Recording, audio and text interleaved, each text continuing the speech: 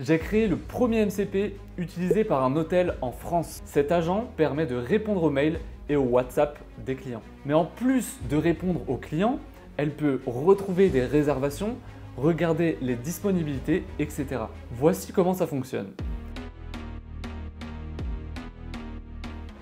L'hôtel reçoit une demande par email. Un agent IA délègue à un autre agent spécialisé.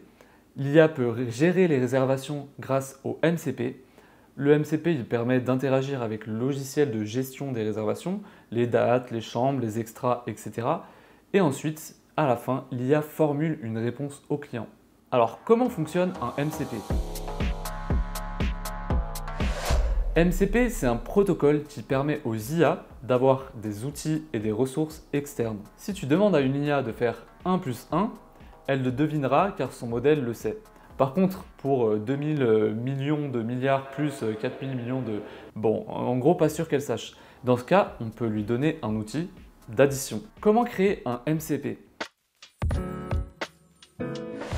On peut le créer facilement directement sur n8n ou en TypeScript, par exemple avec le SDK MCP TypeScript. Pour la partie SDK de TypeScript, on peut voir ici que tout simplement, en lui donnant un titre d'outil avec cette fonction register tool, on lui donne un titre, une description et des champs d'entrée, et il sait utiliser une fonction. C'est-à-dire que l'IA va savoir maintenant pouvoir additionner deux nombres.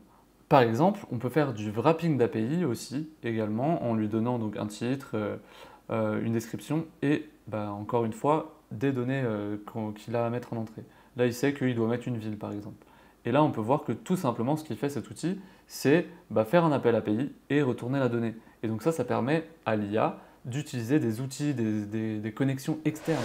Comment créer un MCP avec n8n? On peut aussi le créer beaucoup plus facilement donc avec n8n, puisqu'ils ont permis la création d'un serveur MCP. Alors je vois beaucoup moins l'intérêt de faire un serveur MCP si c'est pour l'utiliser dans n8n, parce que dans ce cas, je préfère lui donner les nœuds dont j'ai directement besoin en outil. Donc ça prend plus de sens si le serveur MCP est utilisé en dehors de n8n si on le crée sur n8n. L'agent IA qui utilise un outil sait comment l'utiliser grâce à la description et aux champs à mettre en entrée.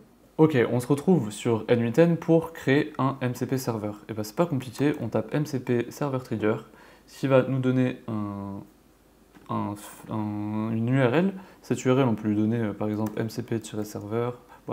Normalement, ça a déjà le nom MCP. Donc on peut lui dire server- ou alors tout simplement Notion si on veut faire un MCP pour Notion. La production, ce sera donc cette URL qu'on a là. On n'a pas d'authentification, après chacun met ce qu'il veut. On va faire save et là on peut mettre les tools qu'on veut. Alors comme je l'ai dit, je trouve pas que ça ait un grand intérêt de le faire sur n8n si c'est pour l'utiliser dans n8n. Donc si je fais Notion, hop, et que donc je lui mets, voilà, et tout ça, ça va être le modèle qui va décider, ça c'est le modèle qui décide, c'est le modèle qui décide, etc. Et donc ça c'est le modèle qui décide donc de mettre un titre, de mettre des blocs, un paragraphe, donc c'est tout, on peut laisser et construire comme ça un MCP qui viendra donner à l'IA par exemple la possibilité de créer des pages sur Notion. Mais chose que on peut faire tout simplement comme ça, directement, même pas besoin de MCP. Alors pour le coup, on n'a pas besoin de créer un serveur MCP dans n8n, mais en arrière-plan, ce qu'il va faire quand un agent IA, quand il va utiliser un tool, en fait, il utilise le protocole MCP. C'est juste que nous, on ne le voit pas. Mais donc, du coup, ça revient au même dans n8n, autant pas créer un MCP serveur, si c'est pour l'utiliser dans n8n. On va reconnecter Notion dans les tools, et là, ce qu'on vient faire, c'est exactement pareil, on laisse l'IA décider, etc. Et donc, ça revient au même. C'est juste que soit on crée un MCP qu'on va utiliser à l'extérieur de n8n, soit on crée un agent qu'on utilise dans n8n, et donc dans ce cas-là, on connecte directement un tool, c'est beaucoup plus simple, et ça évite de séparer la donnée. Là, on sait ce que ça fait, et potentiellement, ça fait exactement le même résultat. Il y a un cas que j'ai pas précisé, c'est que j'ai créé un MCP serveur avec TypeScript que j'ai utilisé dans n8n. Et pour ça, c'est pas compliqué, on peut donc dans Tool utiliser un MCP Client Tool cette fois, et on peut venir justement mettre un endpoint. Si on le fait dans NU10, bon, on met le endpoint de NU10, mais sinon on peut mettre le serveur MCP qu'on a créé hors de NU10. Et donc là, bah, c'est pareil,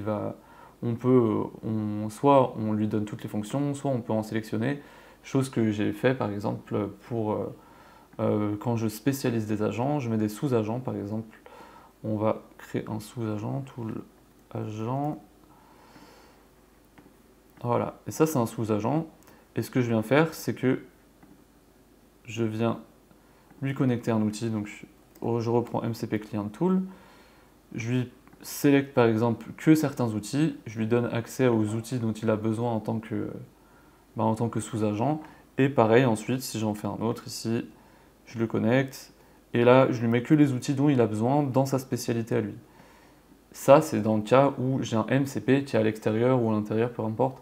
Mais dans le but où, si c'est à l'extérieur, dans ce cas, j'utilise un MCP client, un MCP client. Et si jamais c'est des choses qui sont faisables dans NU10, dans ce cas-là, je le connecte directement. Et lui, c'est un agent qui est spécialisé dans la création. Bah, lui, il a que la création. Et lui, dans la suppression, il a que la suppression, etc.